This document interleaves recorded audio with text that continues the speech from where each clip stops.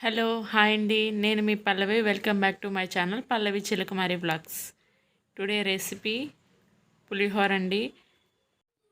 వీడియోలోకి వెళ్ళబోయే ముందు మీరు నా ఛానల్ని ఫస్ట్ టైం చూస్తున్నట్టయితే నా ఛానల్ని సబ్స్క్రైబ్ చేయండి. పక్కనే ఉన్న గంట సింబల్ని కూడా యాక్టివేట్ చేసుకోండి.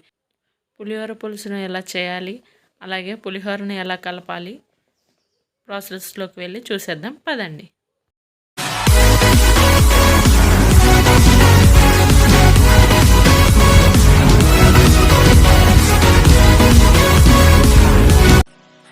ముందుగా మనం చింతపండుని తీసుకొని దాన్ని వాష్ చేసి నానబెట్టుకోవాలి. అది ఎంత ఎక్కువసేపు నానితే అంత గుజ్జు వస్తుందండి. చింతపండుని కలుపుకుంటూ చింతపండు పులుసుని సపరేట్ చేసుకోవాలి.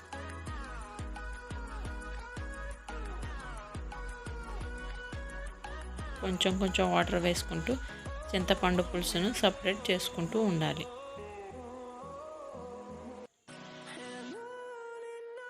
చింతపండు రసాన్ని ఒక చిల్లు గిన్నెలోకి వేసుకొని చింతపండు రసాన్ని సపరేట్ చేసుకోవాలి.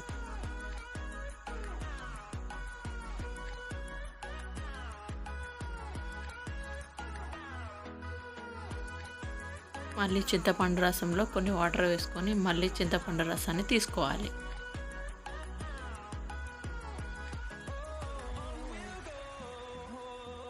ఈ చింతపండు పులిహోరను ఇష్టపడిన వాళ్ళంటూ ఎవరు ఉంటారండి? మనం ఏదైనా దేవుళ్ళకి ప్రసాదం చేయాలనుకున్నప్పుడు ఈ పులిహోరను చేసి పెట్టుకోవచ్చు. లేదా పిల్లలకి లంచ్ బాక్స్లో కూడా త్వరగా ఈజీగా అవుతుంది. పిల్లలు కూడా చాలా ఇష్టంగా తింటారండి. ఒక్కసారి మీరు ట్రై చేసి చూడండి. ఇలా చింతపండు గుజ్జును పూర్తిగా తీసుకున్న తర్వాత ఆ చింతపండు మిశ్రమాన్ని వేరొక బౌల్లోకి ట్రాన్స్ఫర్ చేసుకోవాలి. చూసారుగా, ఈ చింతపండు మిశ్రమాన్ని స్టవ్ వెలిగించి స్టవ్ పైన పెట్టుకొని మరిగించుకోవాలి. తగినంత ఉప్పు, పసుపు వేసుకొని ఉడికించాలి.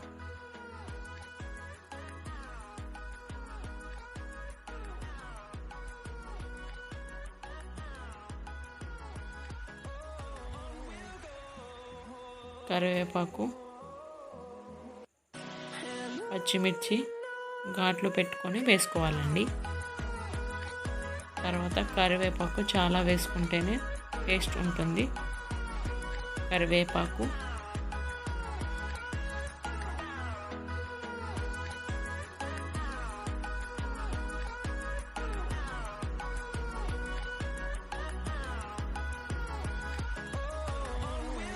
టూ టేబుల్ స్పూన్ ఆయిల్ వేసుకోవాలండి.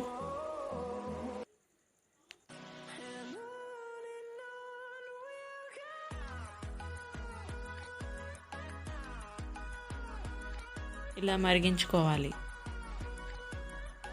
పులిహోర పులుసు చిక్కగా అయ్యేంత వరకు ఉడికించుకొని తర్వాత స్టవ్ ఆఫ్ చేసుకోవాలి.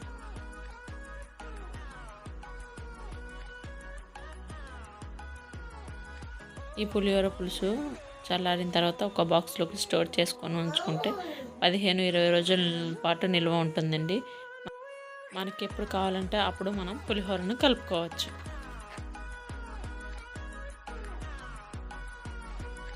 ఇలా ఒక బాక్స్లో స్టోర్ చేసి పెట్టుకుంటే మనకు చాలా రోజులు నిల్వ ఉంటుందండి. ఇప్పుడు మనం పులిహోరని ఎలా కలుపుకోవాలో చూసేద్దాం. ఒక గ్లాస్ రైస్ తీసుకొని దాన్ని వాష్ చేసుకొని నాననివ్వాలి. తర్వాత మనం అన్నాన్ని వండాలి. మనం అన్నం వండుకునేటప్పుడు కొంచెం ఆయిల్ వేస్తే రైస్ పొడి పొడిగా వస్తుందండి. ఇలా ఉడికిన తర్వాత ఒక బౌల్లోకి తీసుకొని చల్లారనివ్వాలి.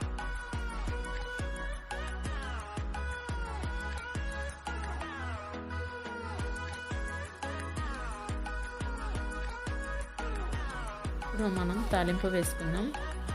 2 టేబుల్ స్పూన్ ఆయిల్ వేసుకొని కొంచెం హీట్ అయిన తర్వాత మినపప్పు, శనగపప్పు వేసి వేయించుకోవాలి.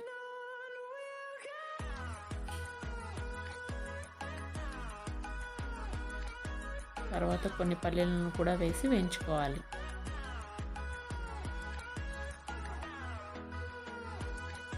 అవి వేగిన తర్వాత పచ్చిమిర్చి అండ్ ఎండుమిర్చిను వేసుకొని వేయించుకోవాలి.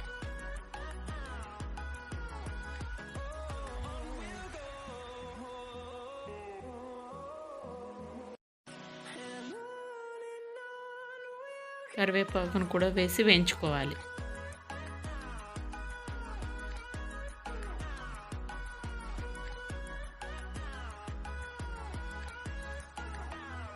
ఇలా అన్నీ వేగిన తర్వాత కొంచెం పసుపు, కొంచెం ఇంగువ వేసి వేయించుకోవాలి.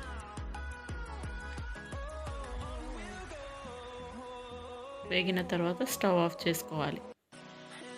ఇప్పుడు మనం రైస్లో కొంచెం పసుపు, కొంచెం ఆయిల్ వేసి రైస్ని కలుపుకోవాలి.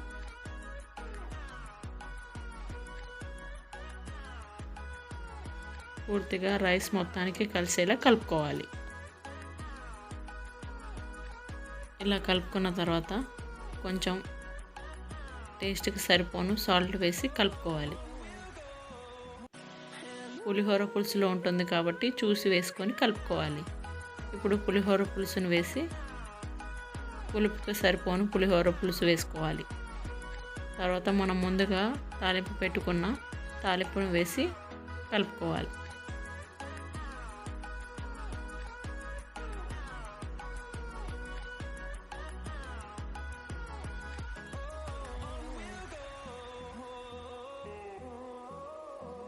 పులిహోరను ఈ విధంగా కలిపెట్టండి. మీ పిల్లలు ఒక్క ముద్ద కూడా మిగల్చకుండా చాలా ఇష్టంగా తింటారు. మీకు ఈ వీడియో నచ్చిందా? అయితే మీ ఫ్రెండ్స్ అండ్ రిలేటివ్కు షేర్ చేయండి. చూసారుగా ఎలా ఉందో. మీకు ఈ వీడియో నచ్చినట్టయితే లైక్ చేయండి, షేర్ చేయండి, కామెంట్ చేయండి. Please subscribe my channel. Thank you for watching. మళ్ళీ మరొక వీడియోతో కలుద్దాం. Bye bye.